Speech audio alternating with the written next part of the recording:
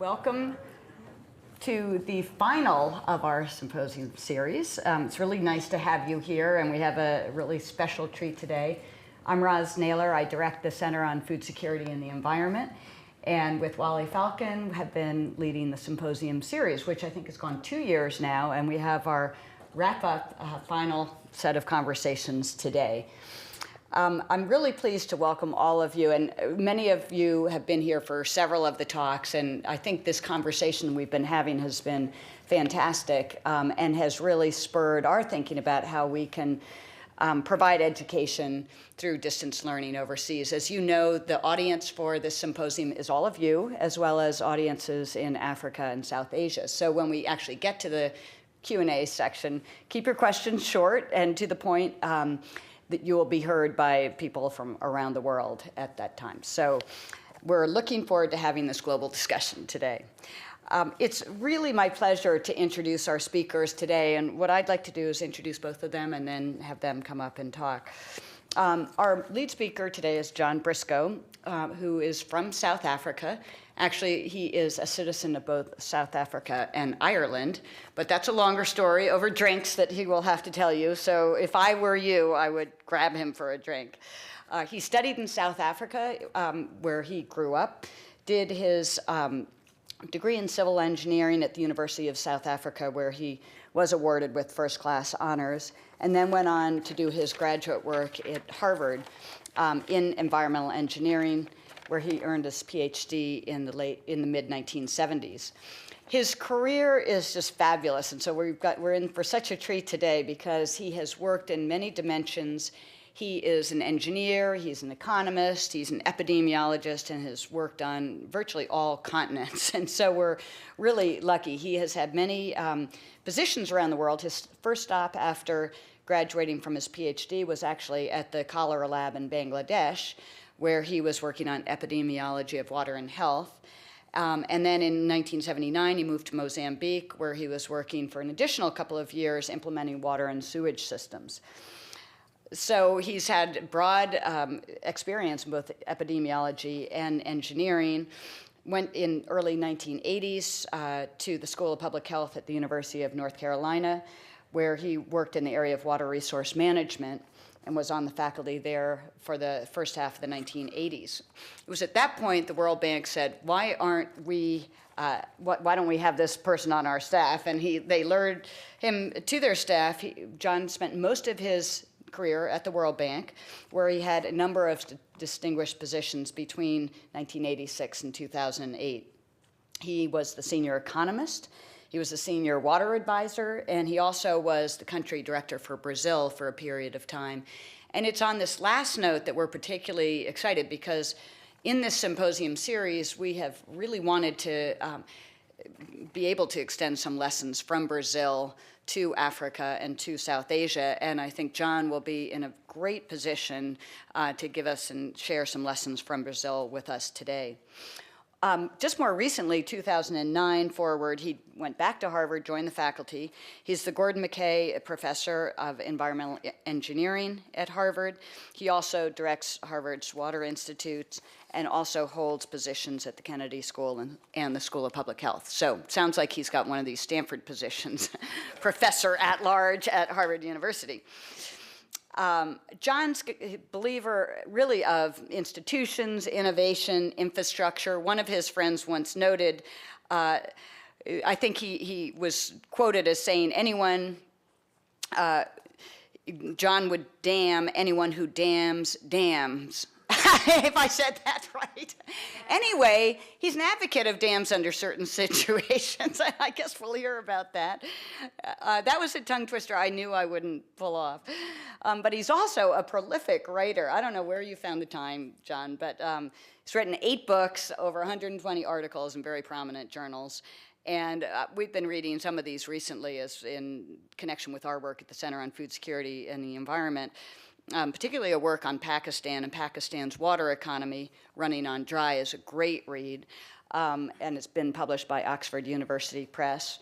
But just to keep the balance of power equal in the region, he has also worked on India's water economy, bracing for a turbulent future. And I think the lessons that we can draw from South Africa will be very interesting for this series as a whole. That's an area where water is a really critical issue. So John has worked in all continents, Africa, Asia, Latin America, and will bring incredible experience, and has thought a lot about how these lessons apply to sub-Saharan Africa, which we're interested in exploring with him today. I will challenge you to meet anyone who fluently speaks English, Afrikaans, Bengali, Portuguese, and Spanish. That is our speaker today. So, and we are also really privileged to have as our lead discussant, Jen Burney.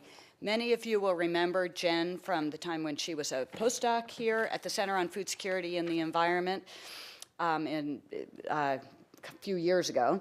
And she also did her PhD here at Stanford. But Jen is an exceptionally talented and interesting person as well, so she's a perfect match for John Briscoe.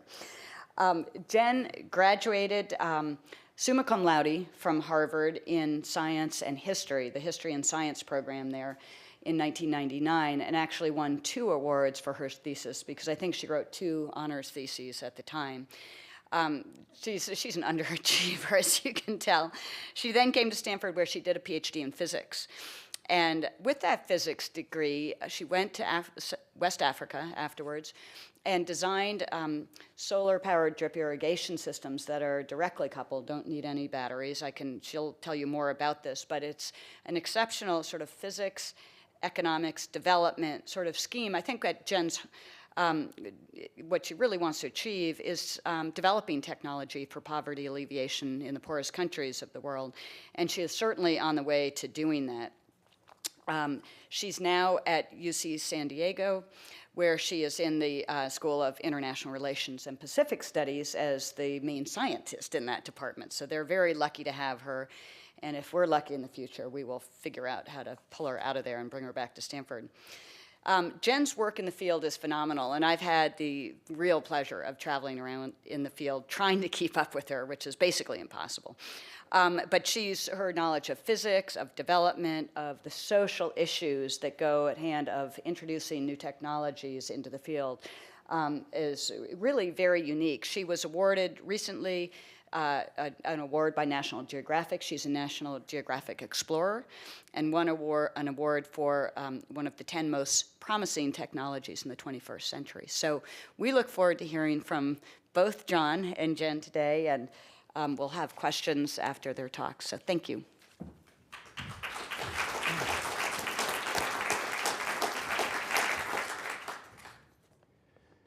Thanks very much, Roz, and good afternoon, everybody. I think I'll spend the next 45 minutes putting all the qualifiers on what Roz had said, including, for any of you who have dealt with the World Bank, everybody in the World Bank is a senior something or other. So don't take any of that as being particularly impressive. I also think when Wally first asked me to come and do this, I said I'm perfectly qualified because I know, despite coming from South Africa, I know remarkably little about Africa, and I know remarkably little about agriculture. So you will get what you do from that. Okay, so what I want today to talk about is, firstly, my lack of qualifications, which are very profound in this case, but then want to talk about water and development, looking first at what we've done in the rich and middle-income countries of the world, and then what's happened in Africa. Then take a look at agriculture, again through the same lens of what's happened. And in particular, as Roz said, I will use the experience I've had in South Asia, but in particular in Brazil, which I've spent a lot of time in over the years, and then some reflections on that, on what it is in Africa, and we'll close with some thoughts on what I see with great humility, I must say, on a way forward for Africa. So let me start with the water and development. Firstly, if we look at hydrology around the world, there's, I think, a rather interesting way of distinguishing what you can call benign hydrology from malign hydrology.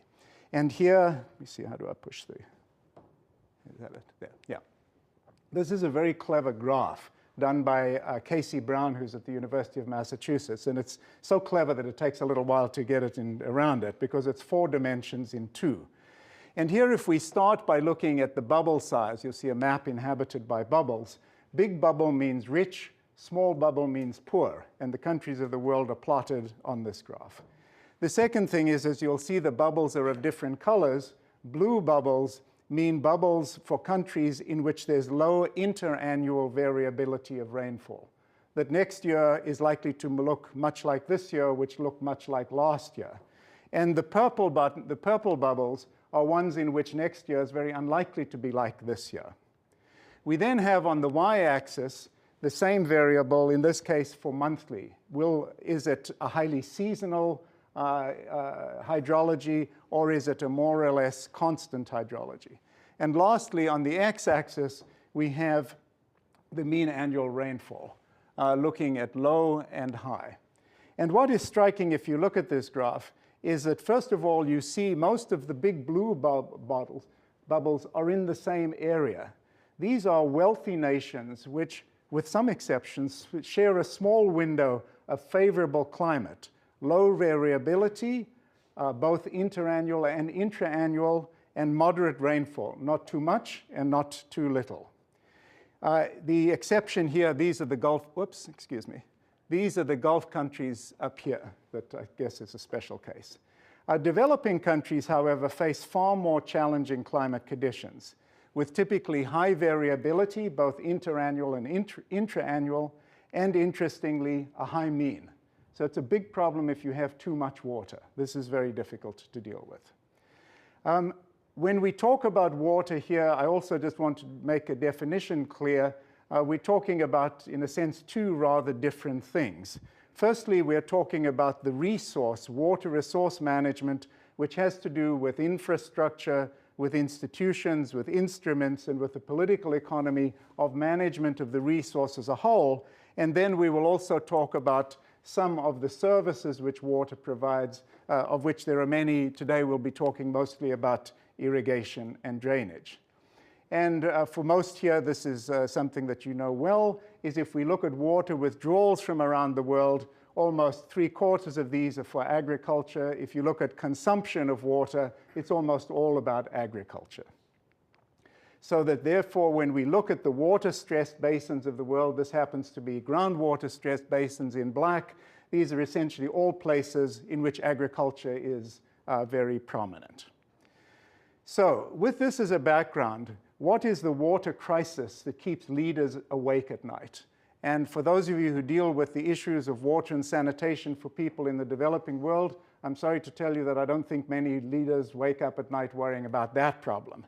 But what they do worry about is an issue which has been very nicely put in a recent report by the National Intelligence Council, which by way of variation actually did a report which is intelligent, which is very interesting. And this particular one looks at the drivers of the worlds that are going to come in the next, to the year 2030. And striking in this is 4 things, 3 of which I think probably most would have thought to be on the list.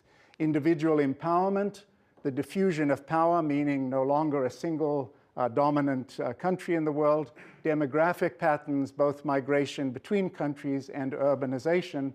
And then the 4th of what they see as the great drivers is the nexus between food, water, and energy. This is a picture which is in some ways similar if you take a very different set of people and you look at the World Economic Forum business leaders who are asked periodically about what they think of as the great threats to the world economy in terms of, on the x-axis, likelihood, and the y-axis, impact. And as you can see, they are a pretty scattered group. There are a lot of pieces on that.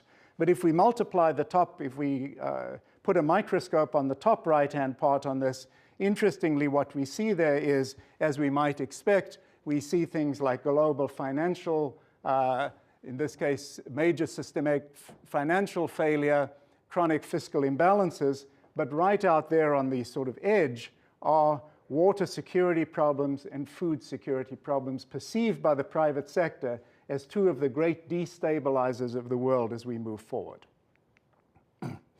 So in the face of this perception of what the challenges of the water world are, what do we see having been the response to these in the rich and middle income countries?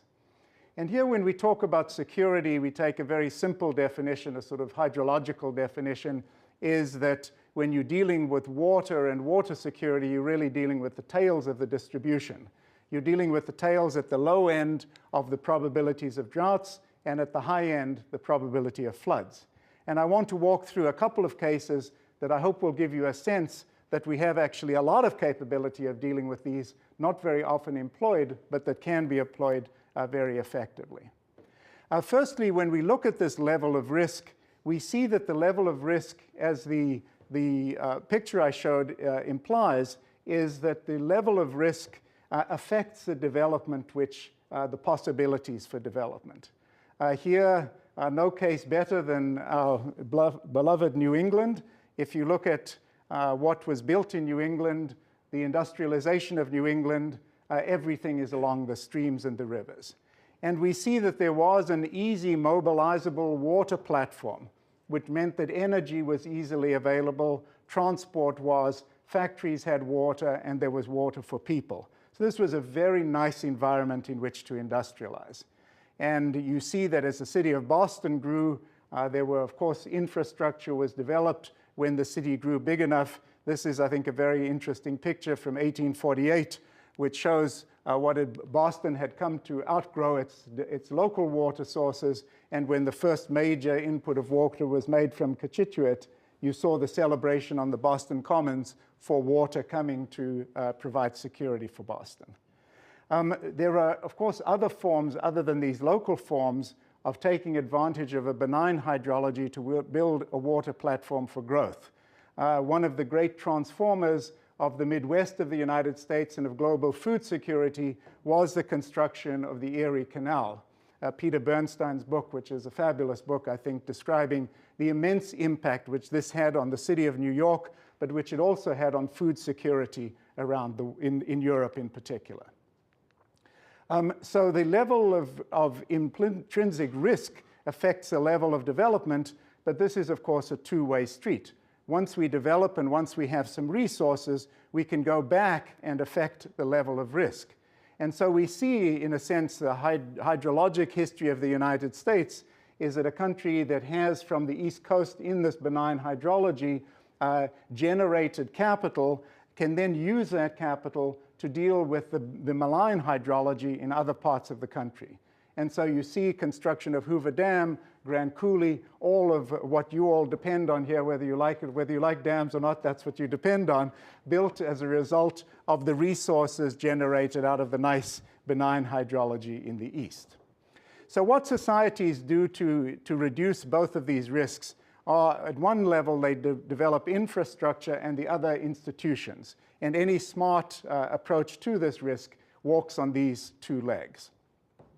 I want to walk very briefly through two examples of dealing with both extremes.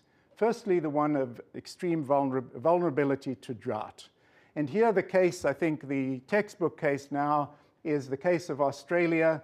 This is the southeastern part of Australia, the Murray-Darling Basin, which is the heart of agriculture, irrigated agriculture in Australia. From 2000 to 2008, there was an enormous drought affecting both southwest and southeast Australia. Excuse me, I don't know how to go back. And 8 years of drought. Now, if you look, this is a graph of water storage capacity that we will refer to several times here. And you see that Australia has built a lot of infrastructure, a lot of storage in their system in order to deal with the tremendous variability that they face. But that is not all of what Australia did. They also put in place, since the mid-1980s, they had a national competition policy, and they made water a tradable product, not only within states, but across states. And the Murray-Darling Basin Commission, which helped design all of that. I'm happy afterwards to talk more about details of that. The bottom line on this, I think, is an astonishing picture. This is in the Murray-Darling Basin from 2000 to 2008, and you will see that there was something like a 70% reduction in water availability, not in a diverse economy, but in an irrigated agricultural economy. And the astonishing achievement is that there was virtually no impact on gross value added in agriculture from a 70% reduction in availability of the prime resource.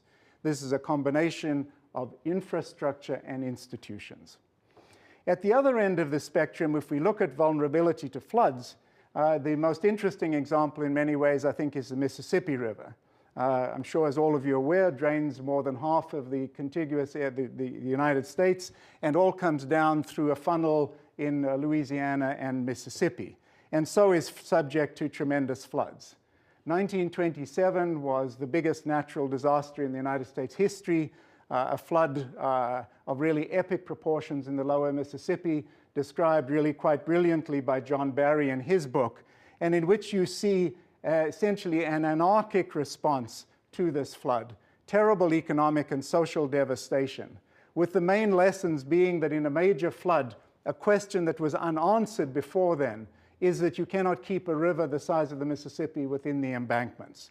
And so they articulated a philosophy which was called making room for the river. And this said that it was a very broad participatory approach in which they had to designate floodwaters and backwaters. These are essentially release valves to take pressure off your high-value assets, New Orleans and all the port facilities in southern Louisiana in particular, and which people who were going to get the 100-year flood coming through your backyard were paid in the late 1920s, paid compensation for the state to exercise in 100 years' time the right to put the Mississippi through your backyard. Again, a very interesting story. The big test came in 2 years ago. There was a flood. You can see in blue the flood of 1927, in green the flood of 2011, a flood about 10% bigger than the flood of 1927. What happened with that was, this is a map of the lower Mississippi. Both the green and blue areas were all submerged in 1927, the green areas only in 2011. This meant all of the extra water went onto the designated backwaters and floodways.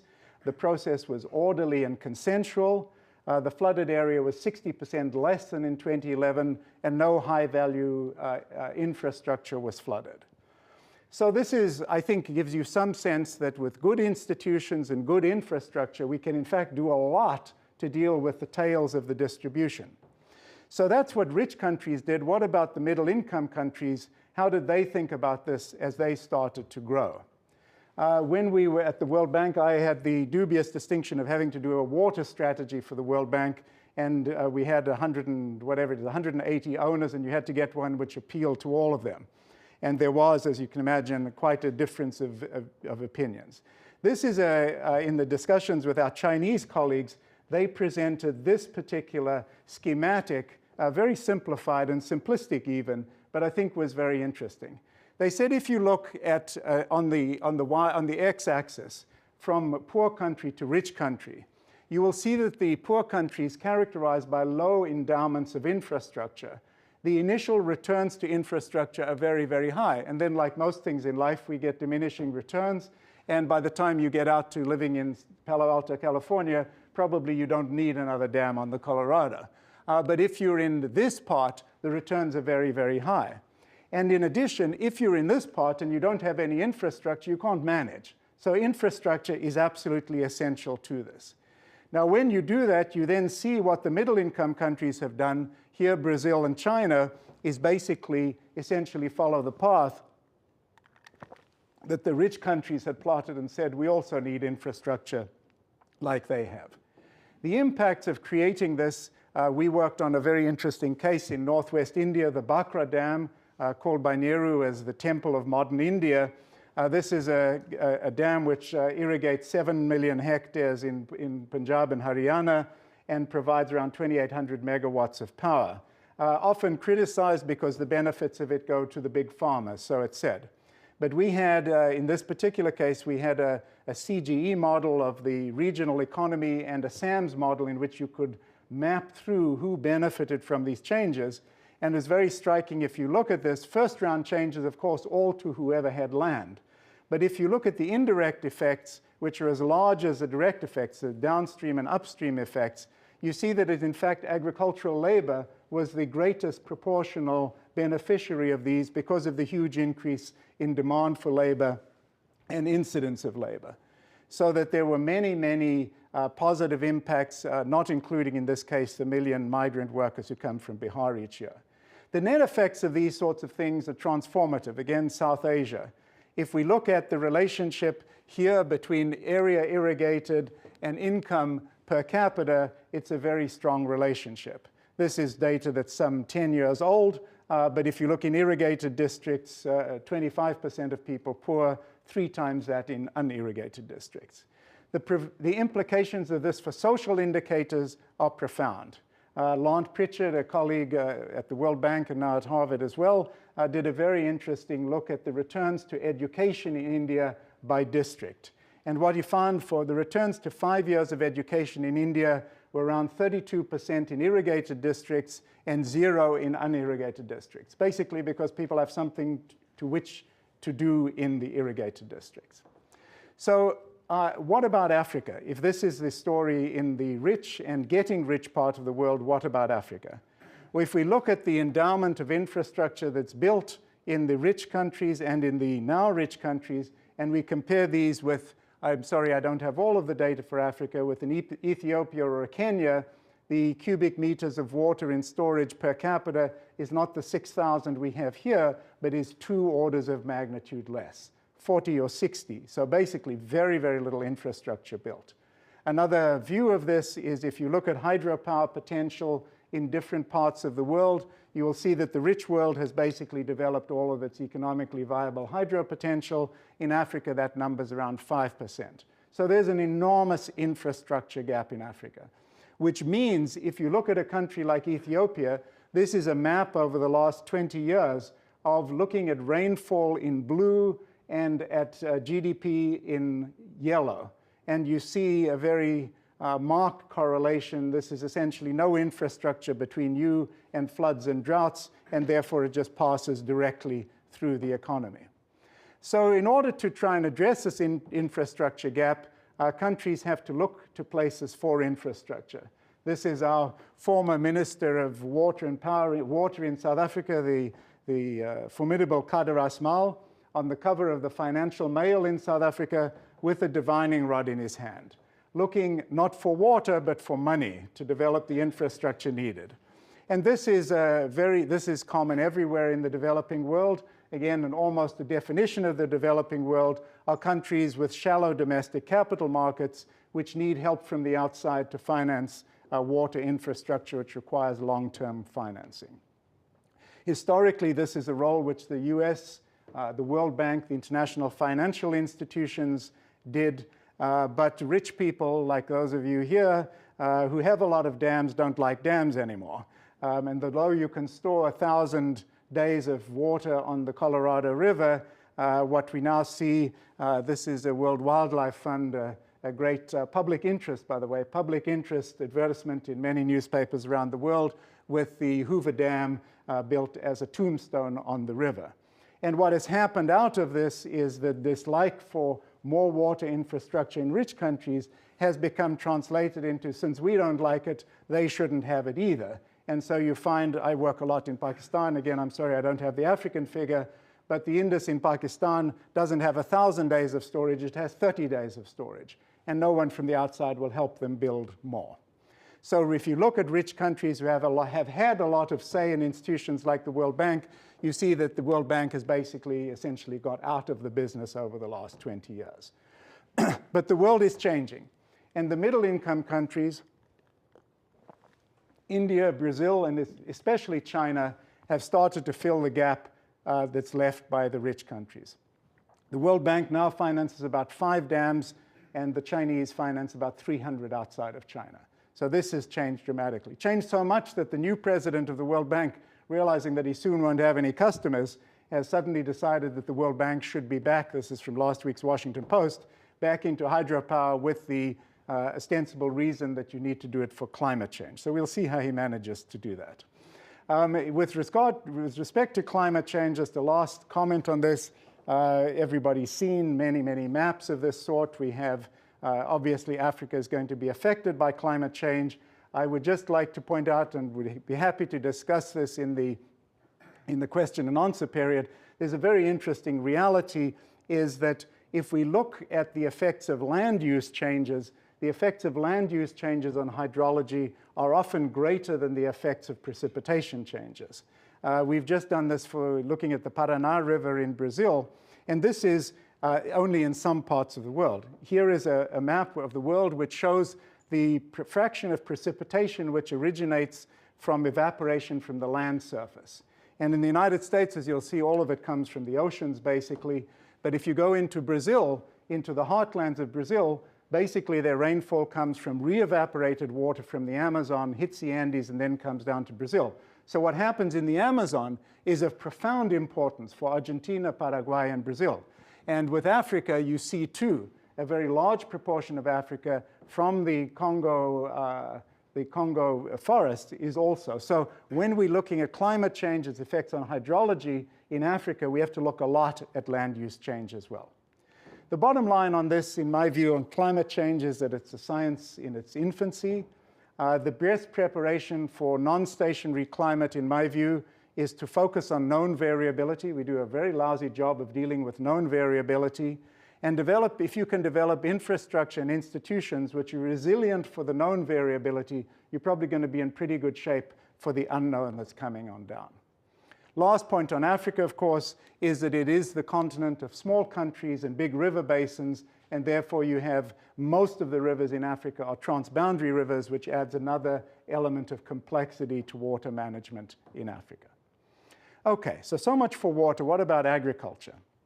And let's start with the other places, the rich and the getting rich.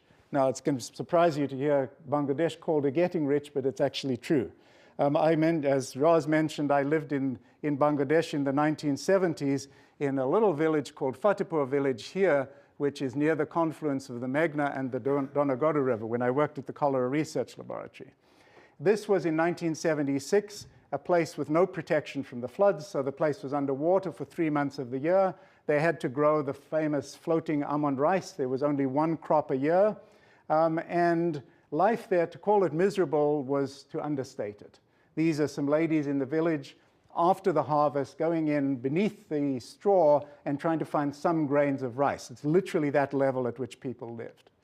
The government, with the support from the Asian Development Bank, planned to build an embankment around the island. This is the island. And they planned to build an embankment both to protect against floods and to irrigate in the dry season. Now, at that time, I was a young, I don't know quite how to characterize it really, but something like that, environmental socialist. And so I wrote a definitive academic study showing that the embankment would absolutely benefit only the rich and further impoverish the poor, and was very happy with the work that I did on that. But then 20-odd years later, I had the privilege of actually going back to the village, and this is what the embankment looked like. Now, this particular place in the embankment was interesting because the embankment fell down in the first year, and it's not a good thing for embankments to fall down because then you can't even get the water out.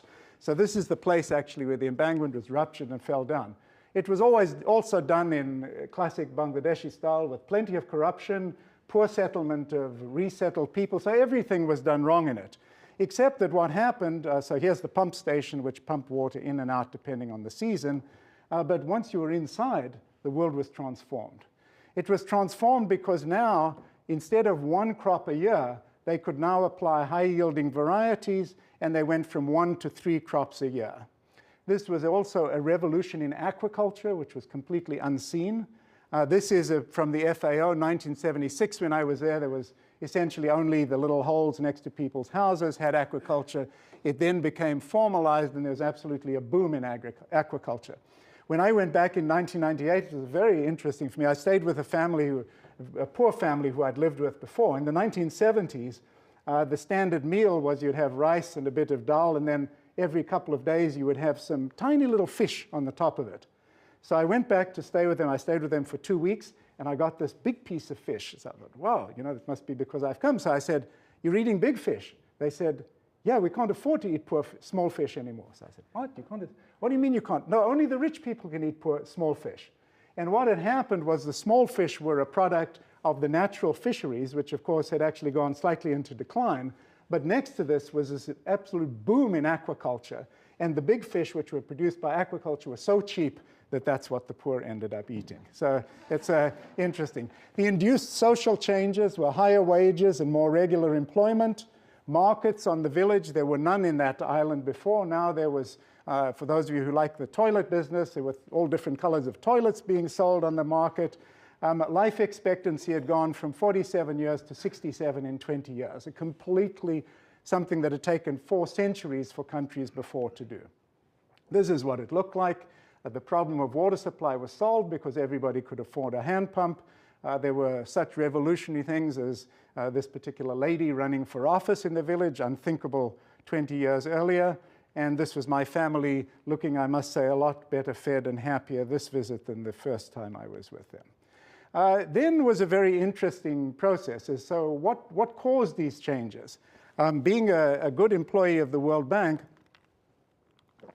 before I went back to the village, I decided to read the bank's latest poverty assessment. And this was actually a major one that was done. And if you read it, this was all due to BRAC and Grameen, and NGOs had provided social services that had transformed the country. There was nary a word in the World Bank's report on infrastructure. The NGOs had also been had done a lot of dissemination about their role.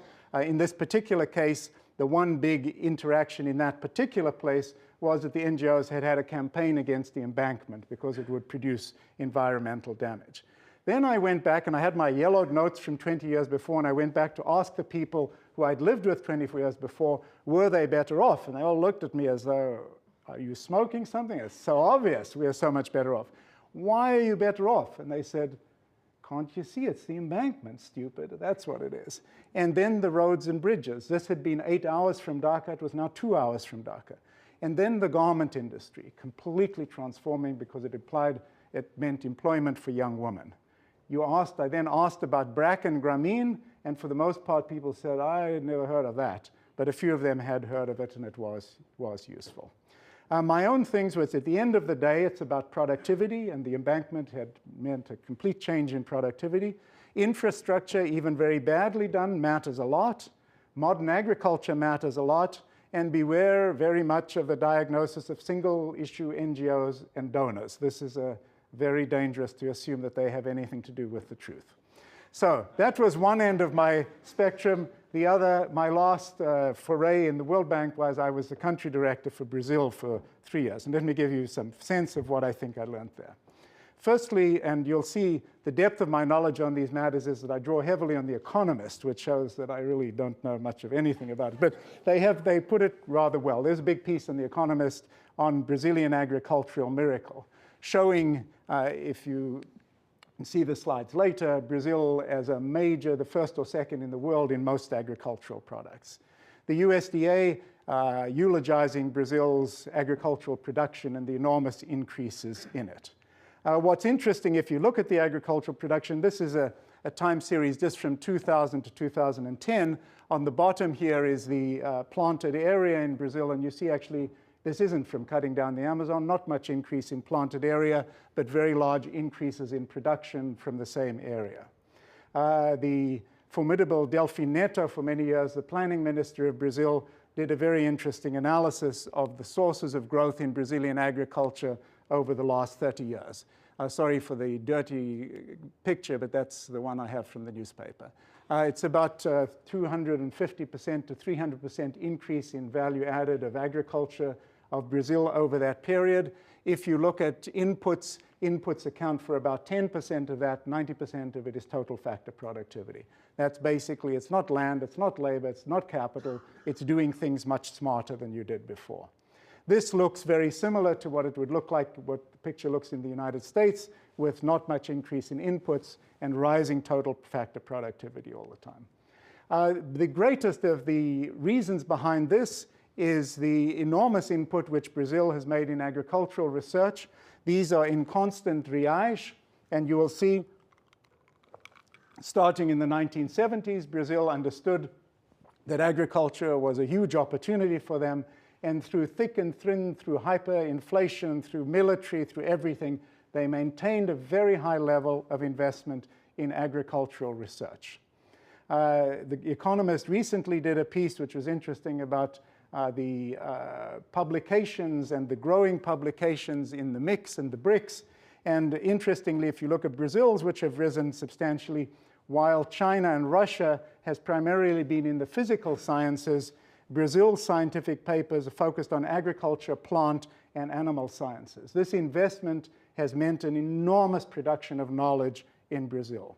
Embrapa, which is the national, it's called the Brazilian Empresa, Brazilian company for agriculture and livestock, at least 4 things that they did. The first was they poured what the economists called industrial quantities of lime onto the soils of the Cerrado, which were previously considered so acid that you couldn't grow anything on them.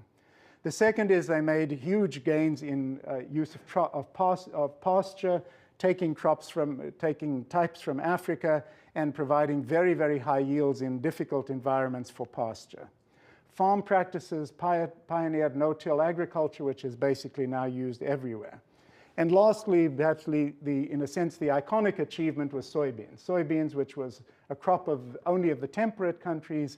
Embrapa figured out a way to make it into a tropical crop, and they use that with all sorts of techniques, including GMOs now, where they're the second largest GMO user in the world. Brazilian view on GMOs is that they increase production, they plant a lot of area under them, and they put much less fertilizers and pesticides on them, so consider them to be a win-win.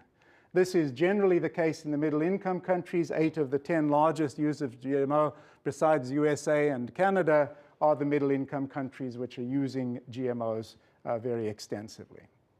A very important issue confronted by Brazil is the issue of scale, because as we start looking at Brazil, everybody says, oh yeah, but Brazil is this big scale, not applicable to other places. Peter Hazel has a very, very nice piece from IFPRI looking at the issue of scale. And the way Peter summarizes this is that if you look at the Green Revolution technologies, which were primarily seeds, this is largely scale neutral. And therefore, small farmers, big farmers, everybody could take advantage of them. Today's new technologies, however, typically are much more capital intensive, require mechanization, and require much higher levels of management and education from the farmers. And this puts a big question on what can small farmers do in this world. Peter has a very nice table here showing the sorts of things. Here we have unskilled labor, local knowledge, and food purchases as advantages of small farmers, and then a whole set of things on skilled labor, technical knowledge, markets, inputs, land, capital markets, risk management as disadvantages of small scale. In Brazil, big is beautiful. 30% of the farms produce 75% of the output in Brazil. But in Brazil, as in many other places in the world, concern about very big farms and about what does this mean for small farmers. There's a very important organization called the Movimento Sem Terra, which is an agrarian reform movement in Brazil linked to anti-globalization, anti-large farmers, anti-GMOs, which was a very important part of the Workers' Party in Brazil. And here's this particular one. You see they still have a lot of these demonstrations. Agribusiness is the enemy of the environment in this particular case. Now, this was very important in Brazil because in the year 2002, the party to which the MST, as it's called, came to power. And this was Lula, the president of Brazil. In 2002, he put on a different look. He put on a tie and a coat, and he got a big sash, and he was now the president of Brazil. And the MST is an important part of Lula's coalition. So this was really interesting. So what is Lula going to do about big agriculture? And everybody said, end of the day for big agriculture. And then there was a totally fascinating discussion, which I would be happy to give you more of the details of. This is Lula, and this is a person by the name of Roberto Rodrigues, who at that time was the Minister of Agriculture. And Roberto Rodrigues is a great figure of modern agriculture in Brazil, a big sugarcane farmer in Sao Paulo. And when Lula became president, he had a discussion with Roberto Rodrigues, and Lula says, well, I'm getting rid of these big farms. It's all going to be small farms. And Roberto Rodrigues says to him, good luck for you, because you have now killed the great goose that's laying the golden egg in Brazil, where we can be the world's dominant agricultural power based on science, scale, sophistication. And Lula, to the amazement of Roberto Rodriguez, turned to him at the end of that discussion, said first to his campaign manager, "How come nobody's ever told me that before?" And then he said to him, "I want you as my agriculture minister." So there's a very interesting change in, when this is, it shows 4 years of education probably makes you a lot better president than many that we have who've been to, and we won't say where, but anyway, he's a very intelligent, very pragmatic politician. So in Brazil, big remained beautiful under Lula, pragmatism ruled the day, but there was also a continued concern about small farmers. What Brazil is trying to do on small farmers is as yet relatively unsuccessful, but I think is very interesting. In the Northeast, which is the population where you have the very small farmers, you have, sorry, you can't see this very well here, but it's a very large valley, the San Francisco. It's a big river. It is 10 times the size of the Colorado, and yet you have relatively little agricultural production from it. We did a look at this with colleagues from Australia. It turns out that San Francisco has 10 times as much water as the River Murray, and the production of agricultural value in agriculture is 1/10 of what they produce. So 100 to 1 difference per unit of water between the Murray and the San Francisco. There have been decades of projects with small farmers which have basically failed to take off. They continued to grow rice and beans with very expensive infrastructure. But aside from this, there were actually some big farmers who took off and who became export-oriented and actually often contracted small farmers in. So the Brazilian response to this was, can we have our cake and eat it too? And they have developed a form of it's technically called a reverse concession. This is the first of these in Pontal in the state of Pernambuco, in which the idea is basically, can you build on this organic link between big farmers and small farmers? And here you have a concession awarded to an agribusiness operator on 2 criteria. The first criteria is financial, which accounts in this case for 35% of the weight in the bidding. Whoever requires the least investment from the government is more likely, will get a score in the bidding process. But 65% of it is a social criterion. And this says that at least 25% of the area has to be to small farmers, and this will be weighted the degree to which your model incorporates the small farmers in these high value added chains of production. My reading of the lessons from Brazilian agriculture then is, first of all, assess comparative advantage and play to it. Political, make sure you can make the transition to a Workers' Party government as part of that. Understand that there are no silver bullets.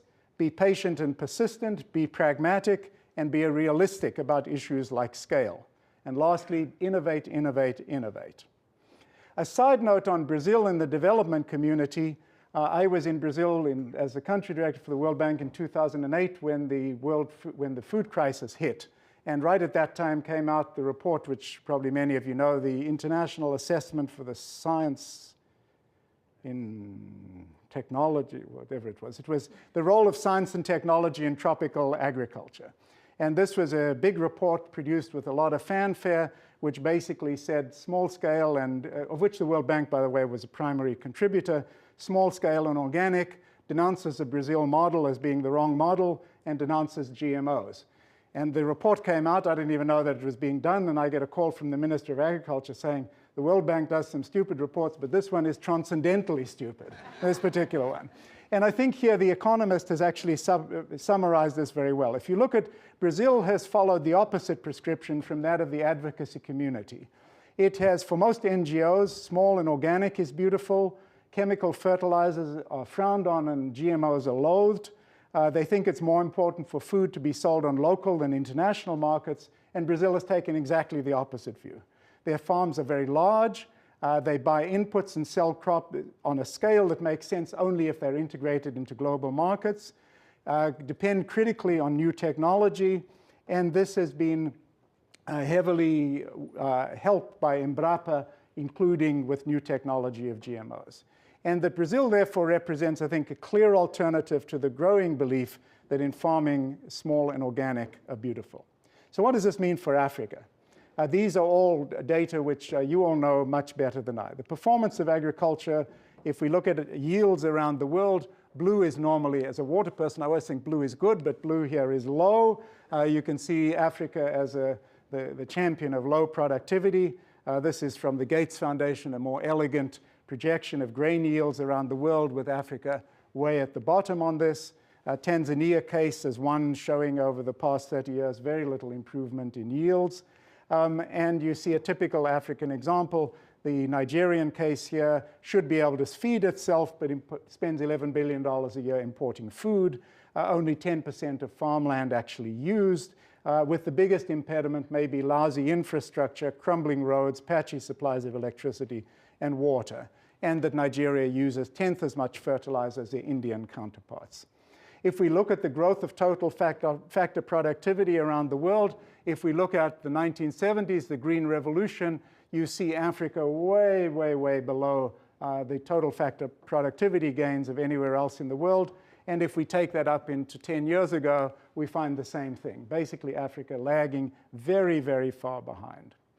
Now, what Africa does have is a lot of land. 80% of the world's reserve agricultural land in Africa and South America. So if we look at cropping intensity, these are the two big places where there is land. Land quality, much discussed, but not obviously worse than the uncultivable, so it was assumed, Cerrado in Brazil. Africa has lots of water. If you see constraints to growth in terms of water, Africa doesn't have that constraint. And potential, this is from a Cornell study in which you look around the world and you see where the big opportunities are. What they say is the big yield gap, land availability, are the sparsely populated sub-Saharan African countries where there's potentially really big wins. So how does Africa go forward on this? Africa, first of all, needs more of several things. Firstly, it needs more fertilizer. Again, if we look around the world, green means lots. Africa is very heavily under-fertilized. These are African, sub-Saharan Africa versus anyone else in the world. It needs more infrastructure. This is the dark continent for a good reason. There's no electricity in Africa. Hydropower we talked about earlier. If you look at, this is from the New York Times, in which they talk about the high prices. The places that needs fertilizer most, fertilizer is incredibly expensive because the infrastructure and trade problems that pervade the African continent. So if we look at costs of transportation, Pakistan versus Africa, you find very expensive, transport very expensive in Africa. Irrigation, we know that irrigation yields, if we look at around the world, 15% of the area irrigated produces almost half of the products that we produce. Africa is hugely under-irrigated. The Green Revolution, of course, was a blue revolution as well. We see that there's only 4 to 5% of land in Africa is irrigated, and at least 20 million hectares more could be irrigated in Africa. If we look at South Asia, 36% of water, renewable water used in irrigation in Africa, this is 3%. One example of the potential done in a World Bank study recently of the Zambezi Basin, a variety of countries, let's just look at Mozambique or at Malawi. You see very large potential. The amounts in the sort of darkish color here are projects under preparation, and then at the bottom is what's actually done. Massive underuse of irrigation in Africa. Again, the storage figures we've been over already. Knowledge. Now this is truly descending into the even more anecdotal than the rest. I recently had a discussion with a very interesting person in a major multinational corporation who's a Ghanaian. And he was telling me he had just been back to Ghana. And I said, how's it doing? He said, the thing that worries me most is what the young people are studying in Ghana. And he said, once, if you look back 20 or 30 years ago, the best and the brightest students in Ghana were studying engineering. And that's true. There's a lot of bright Ghanaians around the world. Today, he said, they're studying anthropology. I said, anthropology? Why anthropology? Because the development business has become completely dominated by NGOs. The job market is for anthropologists, not engineers. So I think this is, what Africa needs is those who can enhance productivity and not much of it being done. Institutional capacity. For those, the older ones here will all remember Carl Wurtfurkel's great treatise on Oriental despotism and how Asian societies had created hierarchies out of irrigation, now mostly debunked actually. So Wurtfurkel's classic is much disputed, but I think the sort of sad story is that sub-Saharan Africa was never so accused. So there was no despot. There never was a society in which you had bureaucracies that were able to manage very large infrastructure such as irrigation. A recent piece in Foreign Affairs on Africa's economic boom by Shanta Javarajan, who many of you will know, made, I think, some sad commentaries. Manufacturing in Africa, despite the growth driven by commodities, has not advanced. The same small share of GDP in manufacturing as in the 1970s. And as agriculture becomes more industrial, this doesn't bode well for Africa being able to deal with industrial agriculture. The pervasive problem of the high costs of production, again, poor infrastructure, as stymieing any type of advance. This person about to wake up is Larry Summers, as many of you know. And 10 years ago, there was a very interesting conference at the World Bank on what people had learned about development. And Larry made, I think, a very interesting comment, which I'd be happy to elaborate in the question and answer. Larry said that when he first got into the development business, he thought it was all about policies. He says what he now believes what separates the countries that advance from those that don't is primarily the capacity to implement. And here, if we look at irrigation in Africa, it's clear that Africa will not create this itself very easily. My own experience in Mozambique saw some quite efficient irrigation in colonial time, come post-colonial time, completely collapse, an inability to do this. So there is a question of can foreign direct investment and help play a view. The first perspective on this is that there are persistent low levels of public investment in agriculture, non-existent domestic capital markets, and therefore natural to turn to foreign direct investment, which can not only provide capital, but help create capacity. And we see around, there are a few countries, Sudan and Tanzania, Mozambique, which have attracted quite a bit of FDI in agriculture. This naturally first goes to place where there's some capacity but underutilized. The Office de Niger in Mali, an irrigation scheme created in the 1930s, with some parts operating fairly well. This is an area where there's now only about a third of the area is actually irrigated, and so there have been a search for FDI, a Chinese partnership for 20,000 hectares, and 100,000 hectares with Libya's Sovereign Wealth Fund, which I suspect is not going very well at the moment. But the search, the FAO, I think, looks at its view is that for African countries, they're actually not looking for big payoffs from the money for this. They're trying to see this as really economic benefits from income, employment generation, and infrastructure. They see it as sort of kick-starting their agricultural economies. And that international land deals may constitute a development opportunity, creating employment and developing infrastructure. That said, it's easier said than done. The FT recently ran a very interesting piece on investing in Africa and agriculture. The vice president of Zambia, a farmer himself, he had concerns about all of this. This can happen, all of the great hopes in Africa. And his point was, I think, very interesting, was not that foreign investors are unscrupulous, merely that farming is a complex business, while raising capital is about painting the rosiest picture possible. So we see a lot of press on this, but not much of it materializes very well. The World Bank had a recent review of growth and productivity in agriculture and agribusiness. And on the one hand, while the IFC has done very well in Latin America, it's really struggled in Africa to get private sector involvement off the market. The challenge of expectations is that none of this is easy. Success is not going to be complete. And this provides an easy opening for severe criticisms from anti-globalization and human rights-oriented NGOs. This a couple of months ago in the New York Times, a picture of the land rush and the land grabs, which you can see the way in which it's perceived is Africa's tears watering its grain. Commoditization of global agriculture aggravated destabilizing effects. And then you get Oxfam and others running great campaigns against so-called land grabs in Africa. How should Africa respond to these external views? Firstly, take the wisdom of donors with a big grain of salt.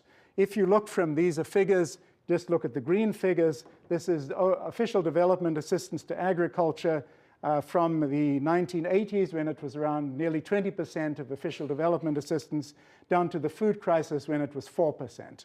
Basically, the donors, the World Bank and everybody else had gotten out of agriculture. This was attributed to two things. Firstly, MDGs and the social sectors becoming very attractive for international development agencies. And secondly, agriculture has opposition from environmental groups who see it as a destroyer of the environment and natural resources.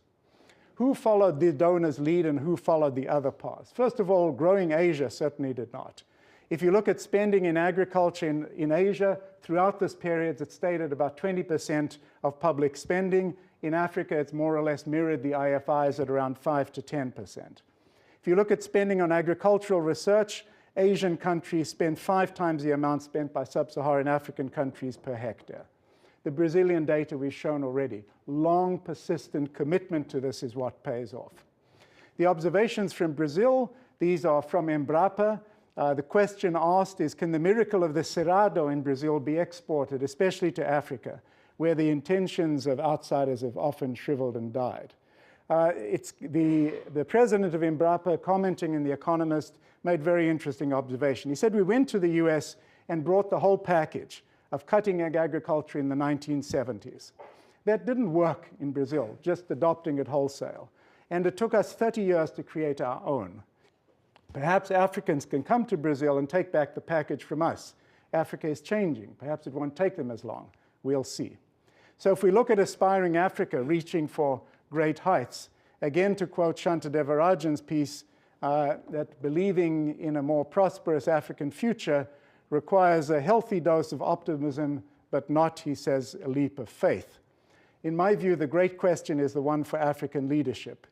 Will it listen to the still persistent Western aid narrative which has had it so badly in Africa?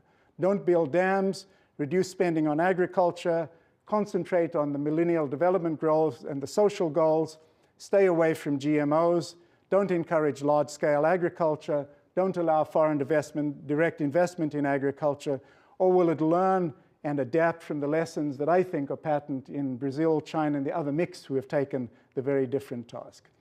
Lastly, I just finished reading this fascinating book called Emma's War, which is on Sudan. And in this book, the author provides two very interesting contrasts. She says, will Africa focus its real problems, which are on the problems of the belly, the problems of what people live on and what they can actually improve their life? Or will it succumb again to the politics of the mirror? Will Africa be treated because of the mirror of what it offers ourselves rather than its own development path? So there are some thoughts on the way forward in Africa. Thank you.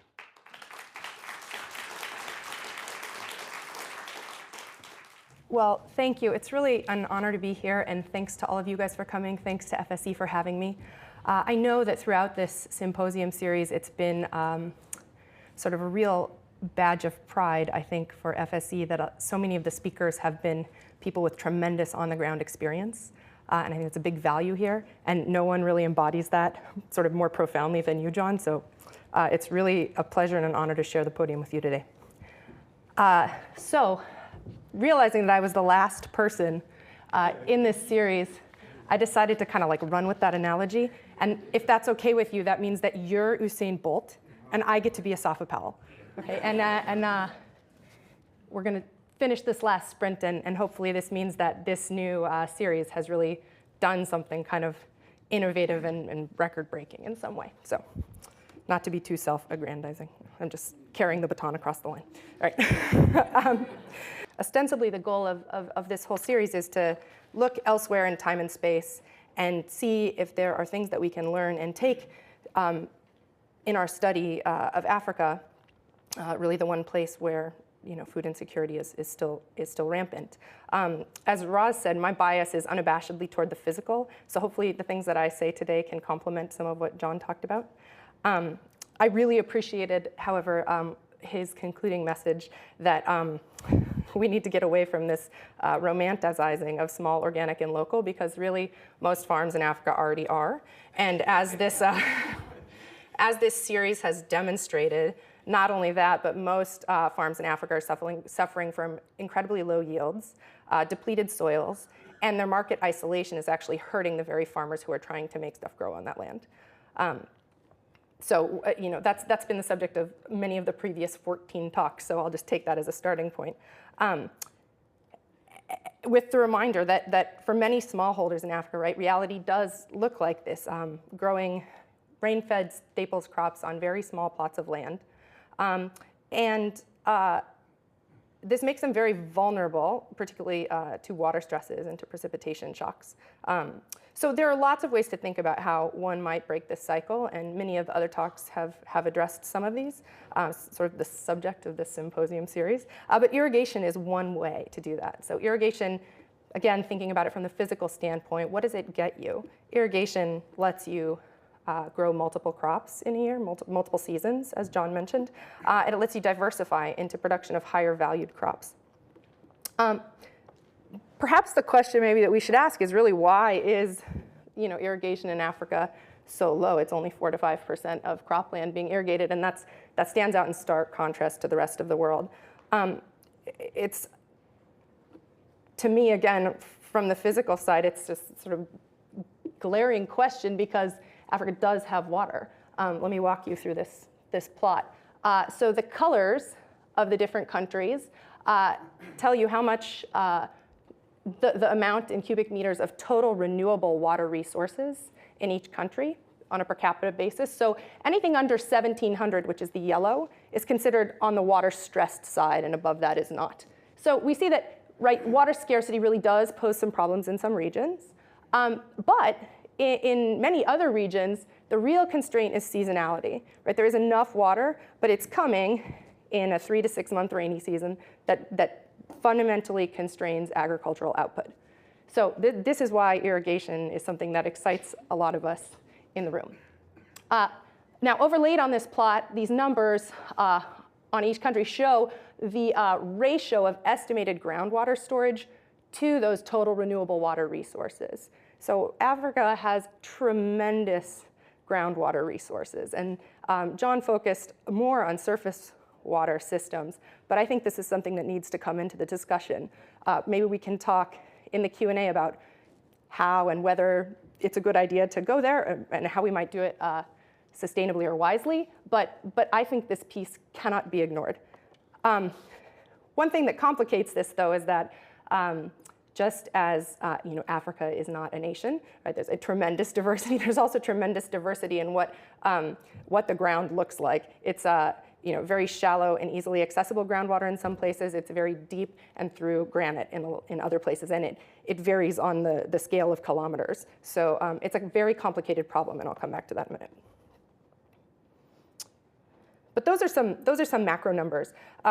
If we think about what life looks like on the ground, again, for smallholders, call your attention to some data, some household data from nationally representative surveys in Eastern and Southern Africa. And this is actually true, really, for sub-Saharan Africa. But if you look, average land holdings are very, very small for smallholder farmers. And there's not a lot of inequality, actually, as it is. And on top of this, these per capita land holdings have been going down faster in sub-Saharan Africa than anywhere else in the world. So there is this issue that we have lots and lots of farmers on very small plots of land. And in that case, I guess I want to bring up this question for a discussion, which is, does sub-Saharan Africa look more like Asia maybe than Brazil in that way? And what do we need to take in terms of lessons from different regions maybe in thinking about sub-Saharan Africa? So keeping in mind this land picture, let's look sort of beneath the national scale at some of these water numbers. This is from a paper that came out last year, which sort of undertook something that is a big gaping hole in the literature, which is, what do water resources actually look like in Africa, sort of below that national level? And these guys went through and with some really great work and looked at what kinds of, groundwater resources were there, those earlier numbers, but also if you were to drill bore wells to access those water resources, what would the productivity of those wells look like? So I apologize that the font is tiny. I tried to blow it up as much as possible. But what you see is that the orange is very low flow rate. So that's 0.1 liters per second. And it goes up to the dark blue, which is 20 liters per second. Now, none of these are really all that high, as many of you will know. But what you see is that really the vast majority of sub-Saharan Africa is actually appropriate for small, low to moderate flow bore wells. And so we have this, I think, this gives me hope a little bit, in that the hydrology actually seems to be matched with the physical reality of land holdings on the ground. And so I think this is sort of a new regime maybe that we can all start to think about, what it means to match appropriate small-scale water resources with farmers in a good way for big-scale impact. So if we overlay this for a minute, another study that came out last year tried to look at some of this and say, what's the potential for irrigation expansion given a number of different parameters? And is it more likely to be large scale or small scale? What might we do? And the regional numbers that these guys came up with, these are, I think, thousands of hectares, sort of easily expandable, and small scale versus large scale in parentheses. So there's a role for large scale, and I think there's a role for small scale. And when I say small scale, I'm not talking about tiny little NGO projects. I'm talking about these small low-flow bore wells being able to feed farmer plots. So, again, I feel a strong need to start with the physical reality and then see what kinds of institutions and infrastructure we might think about that can best fit and utilize that. So the problem is that this is looking at this and saying, oh, great, like we've got a landscape well suited to lots of small-scale wells. That's a really tricky problem. So I'm going to draw your attention to something that probably all of you have seen. This is data from the GRACE satellite looking at northern India and the groundwater storage over time there. As a physicist, I think that I have a duty to use GRACE data in every talk I get because I think it's the coolest experiment ever run. So this is 2 satellites that are measuring gravitational differences and are able to attribute that to water declines. So it's amazing. It's absolutely amazing. So what we see is that the water storage has gone down dramatically and significantly in northern India. And this is attributable in many ways to overpumping and really sort of maybe small scale distributed bore wells being punched rather indiscriminately over time. So this is just to draw attention to the fact that it's a difficult problem, and it's difficult if we're going to think about doing it in a way that doesn't create another water scarcity problem 3 decades from now.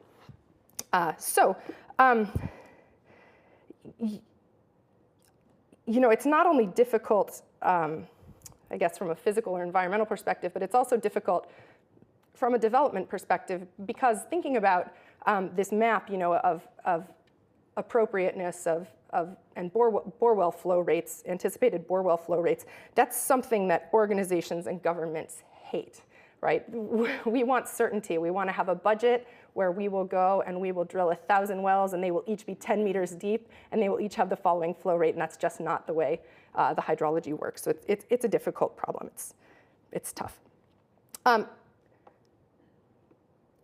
One way that we didn't talk about getting around this, but perhaps we could explore in the Q&A, is also to deal with water harvesting and water storage. So it's the piece that often gets left out of irrigation discussions. We talk about surface irrigation, we talk about groundwater irrigation, particularly in these seasonal systems. The idea of building catchments or putting infrastructure in that way to harvest surface water is something with a lot of potential. And when we think about doing it in places like many sub-Saharan African countries that have very weak institutions and weak infrastructure, this is additionally appealing because it leverages actually an existing institution that has been kind of functional. And that's that many of these catchments have been built in rural areas for livestock watering. So this is a potential technology that might offer some hope. Okay. Thinking about a new way forward to wrap up my comments. All of this I want to say comes sort of in addition to everything that John said. I really agreed with your takeaways. Something that I would add is, again, this physical reality points to the need to think about distributed systems, and that doesn't mean it has to be small-scale projects. I want us to shoot big. But there is a reality of physical reality, and that's lots and lots of farmers and water suited to more dispersed irrigation networks. So we need to think about ways of connecting distributed sources for many, many farmers and potentially using groundwater resources to do that. I think we need to get some good minds thinking about new technologies and services that might help in this regard as well. One thing that's become an interesting possibility is using sort of village-based energy services, microgrids, cell phone towers to power water pumps. And I think this is something that has tremendous potential to take off, again, because it leverages existing infrastructure and existing institutions, which are two of the big sticking points in sub-Saharan Africa. Bring it back, we need to obviously working on institutions. This is a particularly tricky problem in many countries in sub-Saharan Africa because decentralization has been, the mantra and is very popular, but then we lack the sort of centralized, China example that Scott Rosell talked about in this series. It can make this more difficult. All right, finally, one thing I'll throw out there as food for thought is that I do think there maybe can be a positive role for NGOs. And that could be in helping overcome some of the main informational efficiencies in agricultural water provision. What we see is that one of the main costs and one of the main risks in undertaking an irrigation project is actually knowing what you're going to get. Actually doing the physical survey, the geophysical survey, costs a lot of money. And we see that in places like West Africa, we looked at data from a bunch of different countries, bore well, actually striking water, let alone the amount you thought you were going to get, yields are low. They're less than 2/3 in most places. So this is a tremendous risk for a community to undertake or for private farmers to undertake to put in this cost and then maybe get nothing out of it. So one thing that we've talked about here at FSC as a potential role for the NGO or development community would be to undertake this groundwater mapping at a very local scale and to really put together these resources that could be used by individual smallholders and could be used by governments for effective planning. NGOs can and are now, I think, in many, many very creative ways, helping explore alternative marketing and financing mechanisms, so helping farmers leverage the poor infrastructure that's there, but to get their products out into a wider market and to get better prices, exploring new financing models, helping farmers take advantage of the weak, albeit existing, institutions that are there, and testing different institutional arrangements for growth in the rural sector. I'll end by saying, all of this really depends on having the sort of macro environment right, and I'd like to throw my weight behind John's recommendation that investment is really, really important. There's been some motion on this, right? The comprehensive agreement on CADIP, African Agricultural Development. I don't know what the acronym is, sorry. Has been picking up steam and many countries have signed onto it. But within that framework, almost no motion has happened on irrigation. There's a little bit of lip service, but no countries have made any commitments to irrigation investments at all. So I'd like to leave that as something I think is an important next step. Thank you. Thank you, John and Jen. You did great in terms of time, so we have a little more time for discussion, and you've raised so many interesting points for us to discuss, so I'm very excited about this. And as since it's the last of the series, I'm going to take the prerogative to ask the first question. And I want to come back to the question of sustainability, Jen, that you mentioned, and John, you certainly underscored this tension that goes on with the environmentalists and agricultural development and so forth that I think would be really good for us to sort out in this series. And Jen, you also mentioned on the groundwater pumping, the over-pumping and so forth. So I wanted to ask both of you to comment on how we as a group should be thinking about the sustainability issues in a really constructive way as we move forward. Because I think there's no question that we need the infrastructure for irrigation in many of these cases, whether it's sub-Saharan Africa, where they're severely malnourished for 8 months during the year without irrigation, and don't have the diversity of crops for good nutrition, and where we have seen some of the benefits from irrigation in other continents. And so the sustainability issues that I was thinking, it's relates to not putting in drainage when you make some of these large-scale investments in irrigation and end out with salinity problems in the longer run. Or it relates to the overpumping that you see in some of the South Asian situations. But I, and looking forward to the future, also see this connection between water and energy. It takes a lot of energy to lift water, and do we have the energy to do this? Where are we going to find it? And also energy production itself takes a lot of water. Is water going to go towards energy sources as opposed to agriculture? So I was wondering if you could help us sort out the sustainability questions as we finish the symposium. Sir. Okay. So to keep it lively at 5 in the afternoon, I think it's a red herring in Africa, for the most part. I think the incredibly low level of use of any of the resources is such that the last thing I would, in general, I mean, everything is specific, be worrying about is the groundwater resource going to last long enough when we're using 2% of it? I think more generally, we were talking at lunchtime about Wally and I and many others have experience in the Indus. And I think there's a very important, in my mind, idea on water that could be called either the dialectic of development, or for those of you who are readers, David Blackburn, who is a professor at Vanderbilt University, has written a fabulous book on the history of the German state, of all things, and water management, 400 years. And what David points out is, he says that the solution to every water problem is a provisional solution.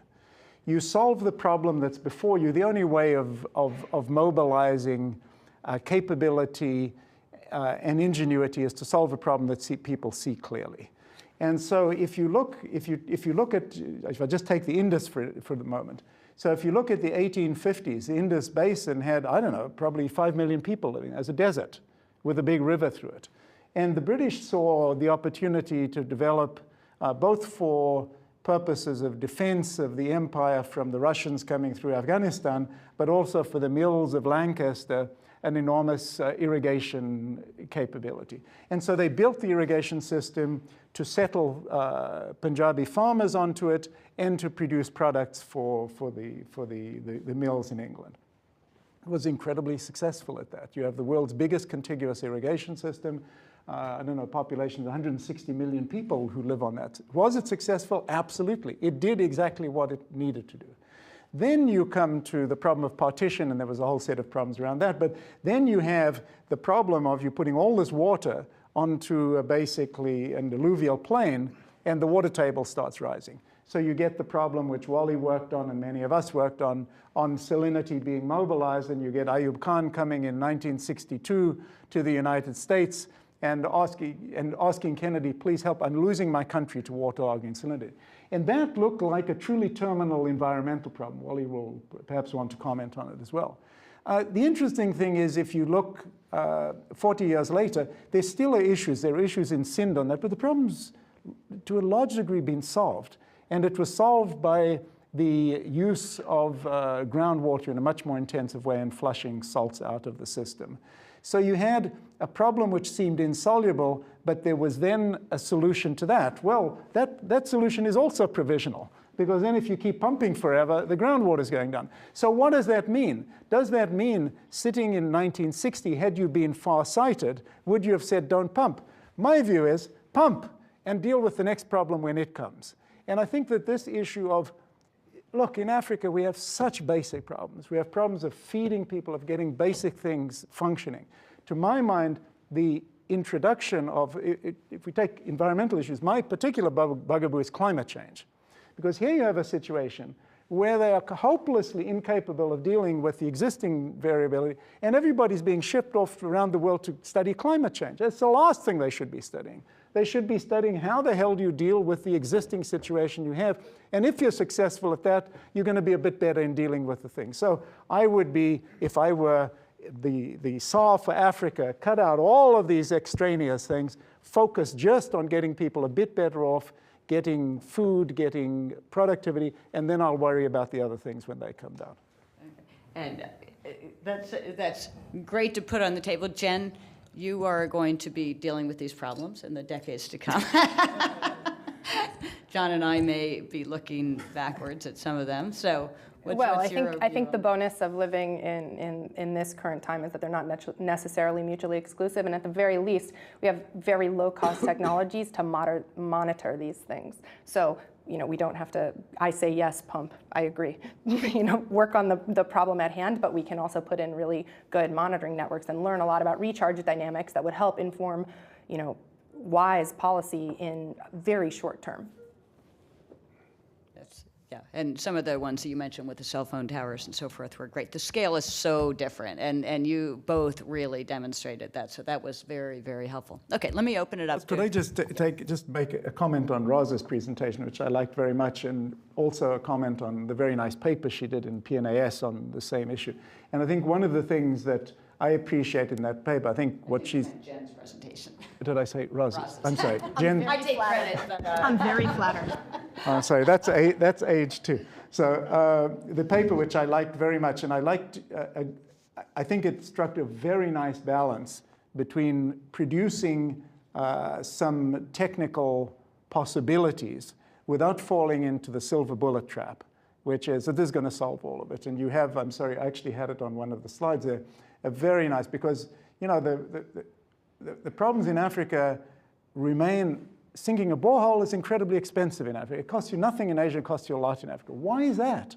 Why is, the supply chains that you're going to have for these, everything turns out, for those same fundamental reasons we talked about elsewhere, very difficult, very expensive in Africa. And I think Jen did a great job in her presentation and in saying, yes, we have to look for innovation, we have to look for things, but my sense is, at the end of the day, unless you have some capability for managing public goods, I think I would disagree on NGOs being the source of data and information.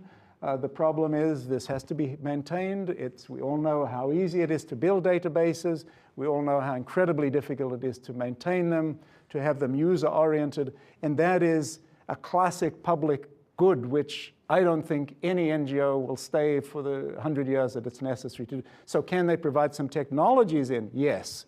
Can they provide, can Grace and others help to shortcut this? Yes. But at the end of the day, you've got to have people in the government, in an agency, providing that sort of thing. And I think she does very well in pointing those out, but not pointing them as, well, you don't need the other, because you need both of those in order to progress. And I should say what I love about both your talks is the realism that is going into this. So great launch for discussion. Jeff? Please introduce yourself. Jeff Kossoff, Wits graduate. Wow. No one's perfect, Jeff. Yeah.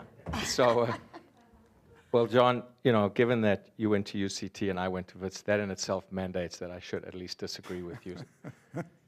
So I just want to come back to this whole issue that you've just been talking about, and just make a couple of comments, and then maybe, hopefully I'll be able to figure out how to ask a question. The example you showed in Australia in the Murray-Darling is a very interesting one, which showed that despite the incredible decrease in the amount of surface water available because of the drought, that the agricultural production didn't change one iota. And you could look at it two very different ways. You could say, what a marvelous success story for Australian agriculture, or you could say, unbelievable inefficiency all this time. They finally got it right, when they were forced to. And so that in itself suggests that efficiency, I believe that you made a very compelling case, by the way, for infrastructure and institutions, but we didn't talk about efficiency. And so, if you look at the Zambezi, as you probably know, there's a new hydropower project being looked at, which ostensibly will provide power for South Africa. And you could say, well, that's a problem. South Africa needs more energy, they need more power. And yet the amount of energy or power that it'll provide, could be solved if South Africa was just 10% more efficient, or took other means of solving its energy crisis, which is instituted ways of instead of using electrical energy for heating houses, they did other ways of doing it. So there's lots of other ways you could you can potentially slay that dragon without building another water project. So my point, I guess, to you is, you know, in cell phones in Africa is a leapfrog technology. They didn't go and solve the problem the way we did by building landlines and then going to cell phones. They went straight to cell phones. Why not think about other out-of-the-box solutions instead of approaching the problem like, let's just pump dam it because we have to, because we've got the water? Why not just try and leapfrog to the more efficient, maybe forward-thinking solutions, and then not having to go through the whole gamut of problems later on that we've sort of gone through? I think there's a question there. I'm not quite sure, but Yeah, I think my point is just, I think you know what I'm asking, hopefully. John. Yeah, thanks, Jeff, very much. Firstly, on the Australian case, I would distinguish between allocative efficiency and technical efficiency. In the following sense is what happened in the Murray-Darling case is you had tradable water markets. So water was trading at 10 cents a cubic meter. You know, Econ 101, supply went down and it traded at $1 a cubic meter. The biggest driver of that was there were some technical inefficiencies that were dealt with, you're right. But the big thing was that at 10 cents a cubic meter, with sophisticated technology they have, it makes sense to grow rice. So when the water is cheap, they grow a lot of rice. But the rice farmers have a water right. And when water goes to $1 a cubic meter, this is nirvana for the rice growers because they don't do anything. They sell their water, make 5 times the amount that they made from growing rice, and the water shifts to high-value products. So it's not a technical inefficiency, it's an allocative flexibility. But you're right, I mean, there are, and once you get the incentives in, and that's actually very interesting because now Australia has really become the world's leader in the sort of information system Jen was talking about, just-in-time, sensometers, all of that sort of efficiency. So I agree.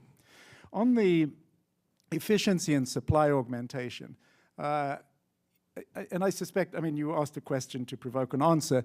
We know that you need both of these. And this is what always strikes me is everybody who doesn't have to face the electorate always says efficiency, and those who have to face the electorate always want more supply capacity. And the answer is it's often damn difficult to wring a lot of it. Yes, it may be there, but it's not easy to do. So most of these countries, demand is growing. I think you need to do both of them, but the point, I think, very well taken. The third point, I think, is a more profound one and a very interesting one. I think the cell phone analogy is a complete red herring. Let me just to provoke on that. Because if you look, again, if we look outside of Africa to a place to know a bit better, you look at India.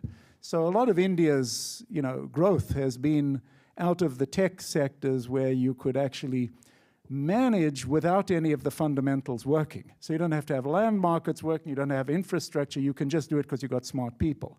What's becoming very clear in India is that has great limits. You can do it in those few islands, but when you get out to have to make your economy function, you need to have a regulatory system, you need to have laws, you need to have all the same old boring stuff, for which I would suggest there is no leapfrog for that. So do these technologies have some role? Yes, I think they do, and we should certainly look at them. But if they are posed as an alternative to getting the basics right, I think that's an illusion. Yeah, great response. Jen? I'm going to take your provocation.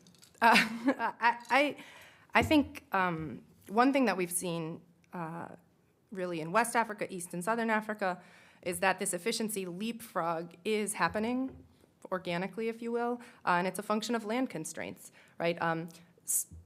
Small scale, drip irrigation is the fastest growing type of irrigation now in sub-Saharan Africa. That may be a function of the fact that governments cannot get it together to build big infrastructure projects, but the fact that it's happening at all means that there is individual private scale demand. And one part of that is that as these per capita land holdings decline, the only way to make money out of your tiny piece of land is to diversify into higher value crops production. And drip irrigation is a great way to get year-round or counter-seasonal, at least, production. So we see that happening, and actually I find the cell phone analogy in that regard to be quite apt.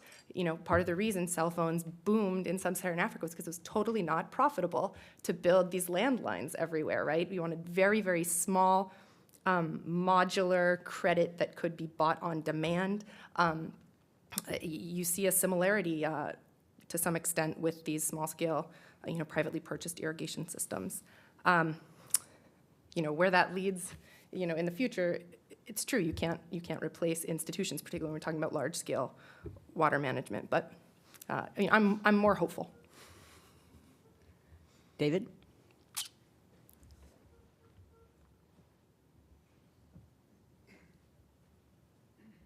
Thanks. David Lobel from FSE.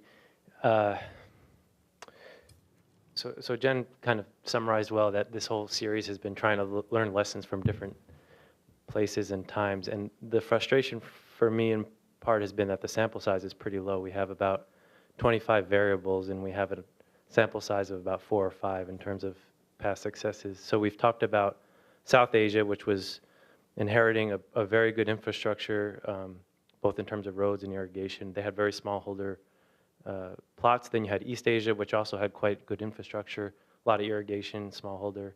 Prabhu also mentioned Thailand, which was more rain-fed, maybe with cassava and some other products. And then you have Brazil, which John talked a lot about today, which was, as far as I understand, and you can correct me, it was not very much irrigation, but it was very large, basically pasture land that was converted into soybean production. So what I'm trying to figure out is, what the lessons are for Africa and what the model is. And I guess the way of asking the question would be, do either of you see any optimistic futures for Africa without irrigation? Is there any way to do it without the fraction of irrigation going from 4% to, say, 25 or 30%? Is this a necessary? It's obviously not a sufficient condition, but is it necessary to increase irrigation, or are there alternatives? Who wants to start? John? Yeah, it is small sample sizes and putting guessing in the dark in many ways. I think if we start with and these variables are not collinear in a way. So we've got Brazil is a case in which irrigation plays a very small role. The Northeast, which is the Northeast is Brazil's part of the malign hydrology. In the Northeast, you basically can't grow anything without irrigation. So in the Northeast, you have to do it. And that's the example I was giving, which I think is pertinent. What I meant by being pertinent for Africa is that in Brazil, there were decades of trying everything for small farmers, standalone small farmers, and none of it ever worked, with lots of inputs. Side by side with that were not large farmers, but sophisticated farmers. Actually, often the Japanese who dominate the fruits and vegetables production in Sao Paulo, moving up to the Northeast and being very entrepreneurial, but not huge scale. It's not like the soybean plantations. And I think the really interesting thing there is that I think what's interesting in the Brazil model is, can you bring in the entrepreneurs who can manage the sorts of things Jen talked about this, which is, at one level, the water's not such a difficult problem, but you've got to manage information markets, credit, marketing, all of these things, which are very, very knowledge intensive. And what they do is use the more sophisticated farmers to piggyback the small farmers along. And I think that's potentially interesting in Africa. Can you get larger farmers? I mean, this is a process, again, Jeff will know it well, that's in some ways been happening in Africa, in southern Africa. The sort of sophisticated farmers from Zimbabwe who left under Mugabe, a lot of them went to other African countries, and they're better educated, able to manage some of these other more difficult things. Can you find ways of piggybacking the sort of farmers Jen showed onto that? Because in my view, there's no way in which that small farmer on 2 hectares in the middle of Africa is going to manage with irrigation, without irrigation. This is simply too complex a system for them to manage with. So you've got to find some way of sort of bootstrapping in more sophisticated implementation capacity. And I think in that sense, the Brazil example is actually quite interesting for Africa. The other thing I would say from the Brazil example is that they have assiduously avoided silver bullets. They have understood these are all systemic problems, and they're problems which require multiple approaches and long-term approaches. So coming back to Jeff's point again, are they using sophisticated technology? Of course they are. They're using as much as they can. But they don't think that means they don't need to deal with the credit side, with the marketing side, with the infrastructure side. All of these have to go together. And that's, I think, the greatest curse of all for Africa, is the silver bullet after silver bullet, all, if those of you who have been around, abandoned one after the other in Africa. It's a long, slow process in which you have to think of the political economy, in my view, of finding a few relatively low-hanging fruit, developing it there, then developing out, and this is a process of decades, not of, in my view, of leapfrogging. David, I think that you might be the person in the room best able to answer this question for yourself. I wonder if maybe irrigation is necessary in the next few decades as development of breeds for rain-fed varietals, has enough time to take place and can then make meaningful strides. I don't know, what do you think the forecast is for how well rain-fed ag is going to do?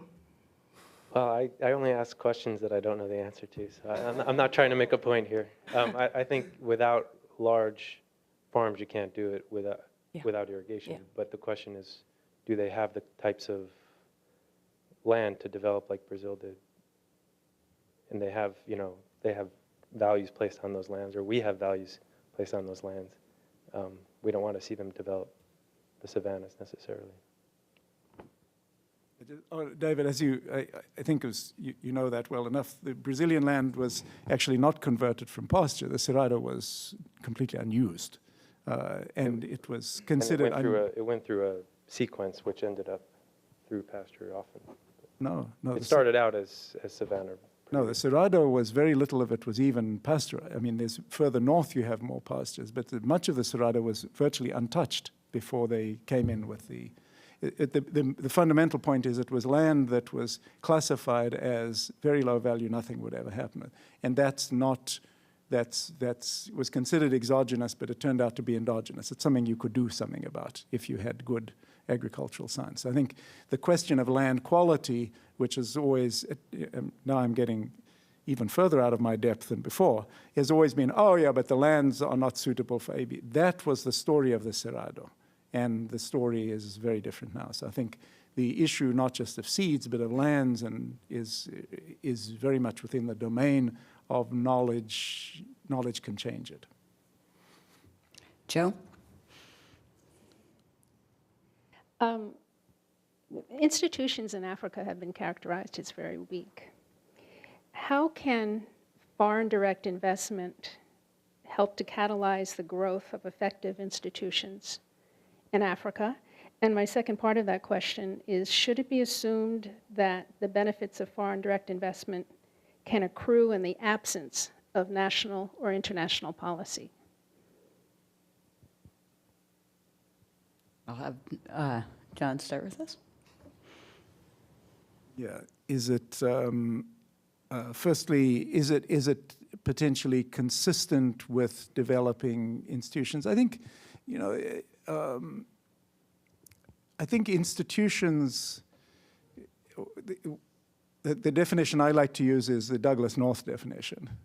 Are you aware of that? No, okay. So Douglas North was an institutional economist who was the first one to win the Nobel Prize, and I will not be able to repeat all of it. But North essentially distinguishes between institutions and organizations. And his basic definition of institutions is the whole set of things, be they cultural norms, informal, formal laws, regulations, behaviors that govern the incentive structure that a society has in place. So an institution isn't a place with a building and something on its door. It's what governs that. And in that sense, I think the FDI, if it's FDI and corporations which have to probably come from other places in Africa, can have an important role in putting into place a set of, within boundaries, incentive structures on the value of knowledge, putting together the mechanisms for linking people to markets. I think there's a lot of things which they can do. Can they replace the state? The answer is obviously not, because they themselves depend on a higher level of institutions, which is the land, the right to land, what are the rules under which that is governed, whatever, labor practices, a whole set of other things that are beyond. But can they manage a space of that? And my sense is that there is that these institutional attributes are actually in all societies co-produced by government and by others.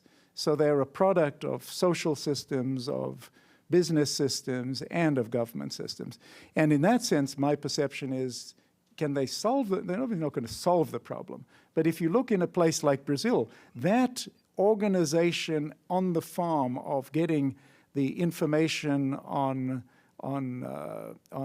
markets, on capital, on technology, for the Brazilian state, which, you know, everything, it actually reminds me of my dean at Harvard. He always says, you know, your impression of Harvard is inversely related to your distance from it. When you're a long way away, it looks like a fabulous institution. When you're close, it's a mess.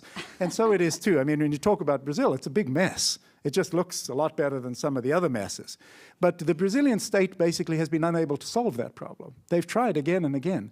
And they've decided that that problem is better solved by private actors acting under a particular legal and regulatory framework. They can solve that problem better. So it's a co-production of what North would call institutions. Do I think it's a panacea? Not at all. Can I see a way in which that is going to happen in a sense organically and endogenously in Africa? I don't see that either. So I think you've got to try those sorts of things, try to do them. I think the great challenge in these with, you mentioned international policy. Again, I mean, we had very interesting experience with this in Brazil, if I can bore you with one more Brazil story. The big issue in the Amazon, the biggest issue in the Amazon is cattle ranching. That's about 80% of the deforestation is caused by cattle ranching. So if you can get the Brazilian slaughterhouses who purchase that beef to behave better, you're making a big progress in that. And the IFC at the bank, when I was there, we did a project with Bertin, which is one of the biggest packing houses. They have a slaughterhouse that's at the edge of the Amazon. And they get their cattle from, I mean, whoever brings cattle, they take the cattle.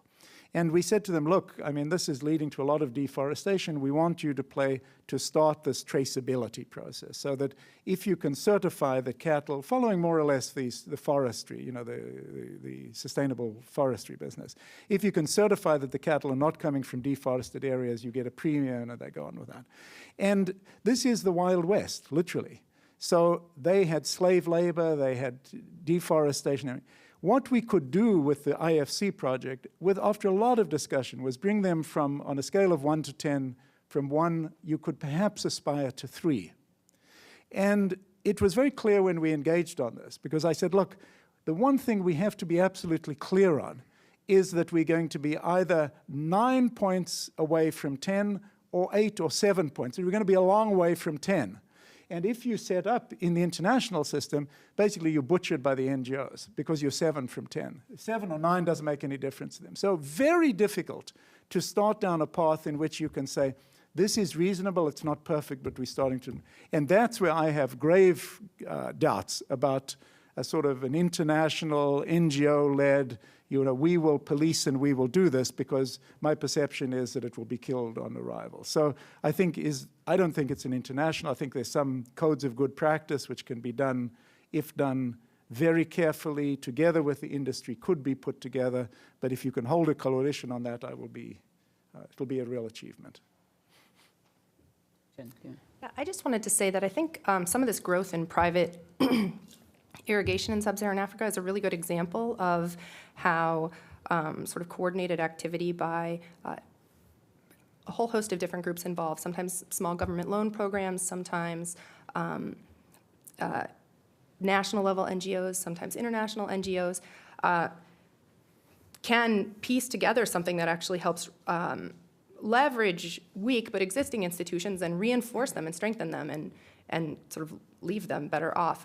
You know, what we see now really is coming in through Ghana. We see commercial drip irrigation equipment coming in and being distributed to all sorts of private dealers. And this was something that wasn't happening 5 or 6 years ago. But it was something that was enabled by NGOs kind of standing in, not entirely as links in the supply chain or standing in for institutions, but sort of being there for support, right? Helping their counterparts get things through customs, helping communicate with suppliers, and helping just support this system as it grew, and now they're no longer needed. So I actually find some great hope for this kind of coordinated activity.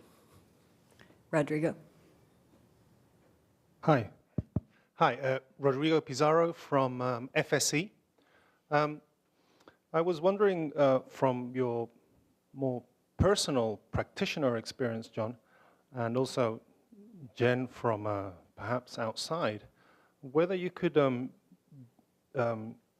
be precise about what you think the role of the international financial community could be in the development of this infrastructure institutions, especially the World Bank, of course, and in light of the fact that perhaps the World Bank's experience in financing infrastructure in the 70s and 80s in Africa wasn't the best. Do you see also a role here for these new international NGOs? You were critical of some, but there are a series of NGOs that have incredible amount of resources and are putting them in place in Africa, such as the Gates Foundation, for example. Thanks. John. Can you talk about the... No, I'm only kidding. Okay, on the international institutions, I think that the international, I can speak about the World Bank, which I know directly, and I think where around 2002 or 2003, the World Bank, which had basically been in its initial incarnation an infrastructure bank, was lending 5% for infrastructure, and that was it. I described a little bit, there's essentially the changing economic geography of the world. One of the virtues of the World Bank is that all the countries are on the board. And this was at a time when the middle-income countries, especially the Chinese, the Brazilians, and the Indians, started to demand that the institution not simply be a messenger for part one, as they called rich countries' visions of what the third world should be. But they said, look, you're always touting everyone who's got out of poverty. We're the ones who did that, and we often did it with prescriptions that are very different from what you do. So they came in, and they made a huge issue about infrastructure, that infrastructure was vital. So this sort of pushed the bank back into infrastructure. That said, it's a pretty uneven push, because in the years of what I would call hyper-regulation, there's a whole set of what are called safeguards in the bank that are put into place that make it incredibly difficult to do a project. And those are, like regulations in the United States, almost impossible to get off the books. So now Jim Kim, the new president, says, yes, we're going to do this, we're going to build hydropower projects. Good luck to him, because he can say it, but when you've got to do it, the processes are 15, 20 years long. So the World Bank can do some things that are less controversial and does them, I think, fairly well, and the lessons are incorporated. The big game on the big infrastructure, in my view, is China. And I think that's a very useful place for what I would call constructive NGOs to engage with China. TNC, for example, which is, to my mind, a shining example of how NGOs should function. They are highly capable. They are focused on solutions rather than living on problems not solved. And I think that if you look at the Chinese, so if you look specifically at the water infrastructure, the big dams that the Chinese build in Africa, I think it's a great thing that they're doing it because no one else will do it. But they're doing it really they could be doing it so much better. And the particular issue there is, whereas in China, the Chinese pay enormous attention to issues of resettlement. This will sound very strange to many of you, but in the developing world, by far the best implementer of resettlement are the Chinese. And in China, they really pay attention to that. Then they go to Africa, and they regard it as construction projects. We don't interfere. That's all not in our contract. And so I've had a number of very interesting discussions with the Chinese where I say, this is basically bad practice. because you're not doing what you know to be good practice, and there's going to be a bad legacy for everybody, including for China, as a result of that. So can you get the Chinese in which the conditions are basically, yes, we want to build, yes, we don't want to be perfect, we want to be reasonable, but we have to deal with these social issues as we deal with them in China. I think there, for constructive NGOs like the TNC, this is an enormous opportunity to help do things a great deal better than they've done before. You asked something else which I was so long-winded that I forgot what it was.